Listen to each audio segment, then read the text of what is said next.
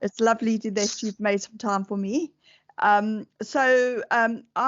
just prepared a set of questions for us to go through. Just I think as a guideline for companies and maybe individuals if they ever find themselves in a situation where they have to look for another job. So you founded Wildwood Coaching, and you are an outplacement specialist and a coach. Is that correct? Yeah. Good.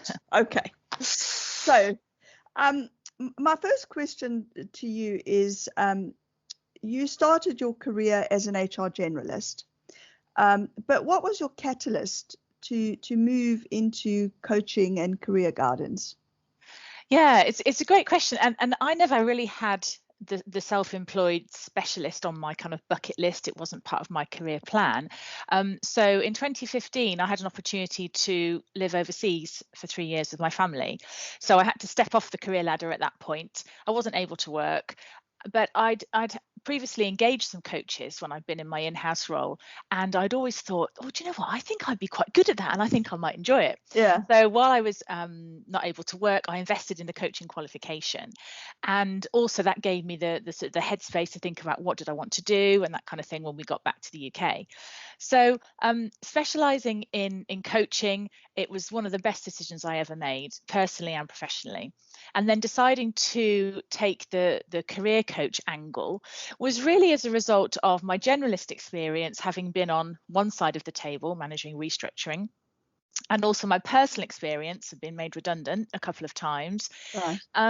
And really wanting to bring that personal, professional and the coaching experience together, because I was finding that the sort of clients that I was finding in the early days were clients who needed that support, who needed that help. Yeah. And I was realizing that, that was something I was actually quite good at, and I get a tremendous amount of satisfaction from that. So it kind of evolved. It wasn't part of a master plan, but really pleased that that's a decision that I made, because I love working with people in that positive way, and being able to give them that confidence and help them to move forward and to move into the next stage when they're at what can be quite a vulnerable and difficult time in their career journey. Yeah, I suppose it would be a good point to just maybe, if you could just in a brief description say, what is outplacement counselling? Yeah, it's an interesting one. I had that question the other day from somebody. They still didn't realise that what it was called. So yeah, it's one of those things you think, doesn't everyone know what that is? Outplacement support covers a whole range of different things, and you can do it on a group or an individual basis. So it's essentially offering individuals the opportunity to think about what they want to do next. So through career coaching, and we do personality profiling, that kind of thing, to take that step back and realise what they have to offer. And then to position all of that with a great CV, to think about how they perform at interview, to think about their personal brand, to help them with job search techniques, making sure that they're exploring all the avenues and not just sort of posting their CV on CV Library and hoping for the best.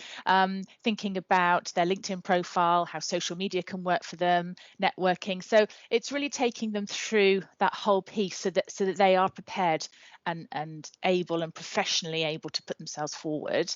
And then some individuals will quickly find work. And so some of our packages will offer one-to-one support, so then we can help them to thrive in their new role as well, and offering coaching support in those early kind of days. So it's not something that just has to stop when they found a job, depending on the support that the employer is offering them. It's a whole range of different things. Good. Okay, that's really useful to know.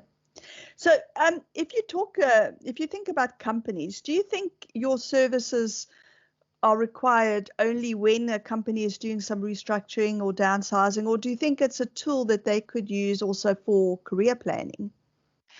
Yeah, that's an interesting one. And I think it depends on how mature the organization is and how committed they are to the kind of wider talent agenda. So I've worked in organizations where sort of talent management, it's all done behind closed doors, and it's, people aren't really sure, well, how do I progress? I'm not sure. Right. I'm on a list somewhere, but what does that even mean?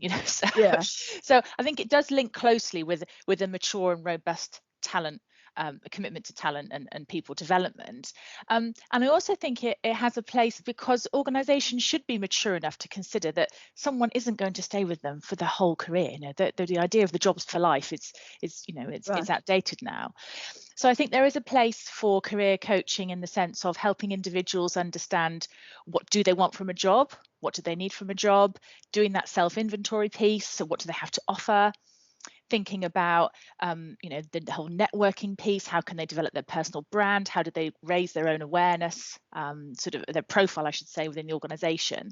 So I think pure career coaching would kind of almost reach a point where it probably morphs more into maybe helping with confidence, helping with leadership coaching, that kind of thing. So I think as a generalist coach, that's something that you could take forward. If you were just having someone who was purely a really specialist in career coaching, it might reach a sort of a ceiling if that makes sense. Yeah. So I think picking the right coach, I think, would be important. Yeah. Well, I think, like you say, a company does have to be mature enough because, I mean, many companies, they feel quite sort of protective and don't really want to maybe give people that opportunity to think about, what is the future for them. Yeah. I suppose you can understand that, it's a bit of a catch-22. You don't want to make them so confident that they're going to be... No, that they leave. Yeah, exactly. But you want them confident so that they can grow within the organization. Yeah, definitely. Besides the obvious benefits which you've outlined for an individual, what do you think the benefits are to a company to engage in your services? Yeah, so it's an interesting one because there's lots of benefits, and I think some companies will comply with a legally compliant redundancy consultation process and that tick the box and that's all they need to do. They don't need to offer outplacement support. It's not part of a legal requirement. Offering outplacement support does lots of things. It helps to build helps to build business brand in terms of someone who is known to want to do the right thing by employees. It's part of that whole employee life cycle. So making sure that you're an organization that says, people matter no matter what stage they're at in the employee life cycle, even if they're leaving. Yeah. So it contributes there. It also makes a difference to those people who remain, because I've been in situations where I've worked with colleagues for many years, and then of course they're impacted by change, and it matters to me how they were dealt with and how they were supported. Yeah. And that in turn impacts on retention, because as in a restructuring situation, there's a lot of uncertainty, and the good people can leave as a result of that. So if they can see that, well, if that happened to me, I know that my company would do the right thing. They would treat me with, the respect, dignity, and give me that support. So it can impact on retention as well. Right. And also, it's a small world. So people will talk, and social media makes that very easy. Yes. And those people who are offered outplacement support are more likely to think more positively, not within a short term, but in the medium to longer term, they will think more positively of their previous employer if they were offered that support. Yeah. I would agree with that. I mean, I've obviously been in situations similar to yourself where I have been made redundant, but also equally had to, go through a restructuring with a company and make people redundant. And I think you can definitely see a difference in the commitment of people who stay when they can see that the process is being dealt with sort of some dignity and some respect for the people leaving. So yeah, I really concur with you, on that point. You mentioned earlier about, obviously somebody being made redundant isn't exactly a great time for somebody, and they could, be quite emotionally charged as a result of this. And so to be working in that space where you are dealing with people whose emotions are maybe quite high, and one day they're fine, the next day they're angry, the next day they're crying or whatever. Yeah. And you obviously have to remain completely empathetic and offer them the necessary support. But how do you remain sort of distant from it, from your own emotions, so that you can still do what you need to do, but not get sucked into sort of all the emotion about it? Yeah, and it is hard. And I was supporting a client a couple of weeks ago who was who was extremely emotional, and the whole session, the whole hour that we had, the individual, was really, really struggling. And I think that's where the coach training comes in, because it helps you to maintain that distance, to not carry the weight of the client. And I know that in that situation, and I love this analogy. So coaching for me is about throwing somebody the life ring who's struggling to swim. If I jumped in and tried to help that person, we might both end up drowning. Right. Yeah. So I really like that, to put the distance in. I'm distant. It doesn't mean to say that I'm not involved, but I'm throwing you that life ring. I know that I'm safe, and so I can help you better if I'm on the sidelines. Yeah. If I get in there and get too entangled in the emotion, I know that I can't help you.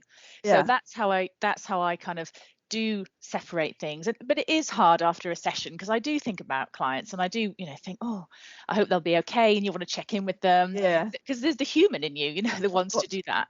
I'm able to do that, I think, through the training that I've had, and to know that I can help them better if I'm not in there sort of struggling to keep my head above water as well. Yeah. How do you unwind? Well, that's an interesting one.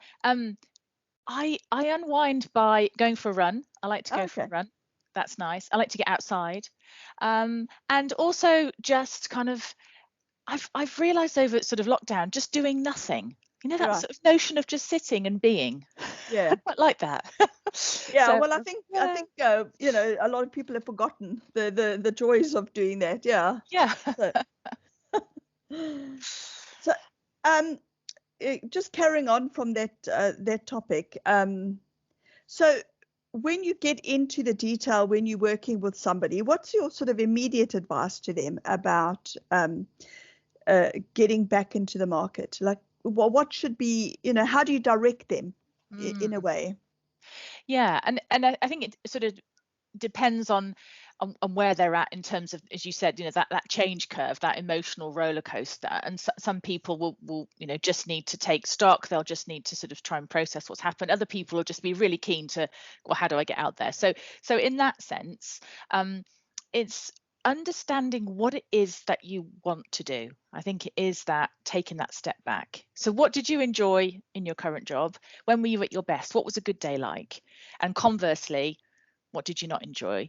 Because you have an opportunity now to market yourself and to look at those roles that mean that you don't have a 2-hour commute, or mean that you're not doing a 50-hour week, or whatever it might be, or working in an environment that you really didn't enjoy because the culture didn't suit you, or that you weren't enjoying who you worked for, that kind of thing. So taking that step back and just taking time, and also reflecting on everything that you have to offer, because redundancy does knock self-confidence, no matter how confident you might be. And we know that it's roles, not individuals, that are made redundant, but you can't help but take it personally. Of course, yeah. So it's sort of, again, reflecting on, so what have you achieved? And I love that question about what's the legacy that you're leaving behind in your organization. So had it not been for you, what wouldn't have happened? Right. And helping to build people up and get them to see that, almost like that, step outside of this situation and look in and look at everything that you achieved. And that helps with the CV and interview planning and that kind of thing. So I think it is about being clear, because and I love the Stephen Covey, begin with the end in mind. If you begin with the end in mind, it can make things a lot easier in terms of being focused. Whereas taking a CV that's 5 years old, doing a few tweaks, and then just sending it off to anyone and everybody, it might seem like you're busy, but you're probably not going to be particularly focused. Yeah, you're not really going to achieve what you really need to.